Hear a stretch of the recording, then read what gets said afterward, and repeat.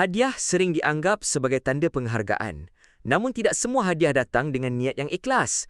Ada yang tersembunyi dengan harapan tertentu. Membezakan antara hadiah dan rasuah bukan sekadar pilihan.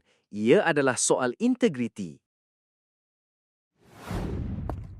Lim, seorang pekerja yang berdedikasi, berdepan dengan satu situasi yang menguji prinsip hidupnya.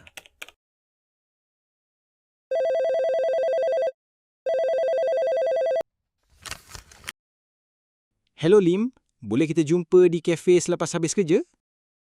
Okey, baiklah. Lim, saya hargai usaha keras kamu. Ini tanda penghargaan dari kami. Kalau proses ini dapat dipercepatkan, tentu lebih baik. Hadiah? Untuk saya? Tapi, betulkah ini sekadar penghargaan? Lim berasa ragu dengan hadiah yang diberikan dan terus bertanya pada rakan kerjanya. Hana, Ya, kenapa? ada pembekal nak berikan saya sebuah jam tangan jika saya percepatkan bayaran.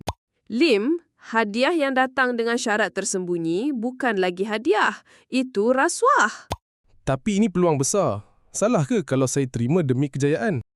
Kejayaan tanpa integriti bukan kejayaan sebenar.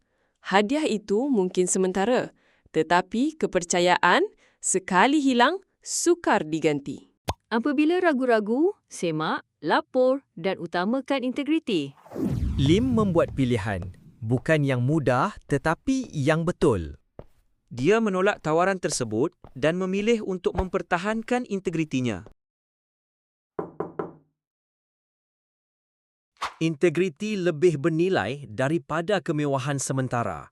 Hadiah yang datang dengan niat tersembunyi mungkin sebenarnya adalah rasuah.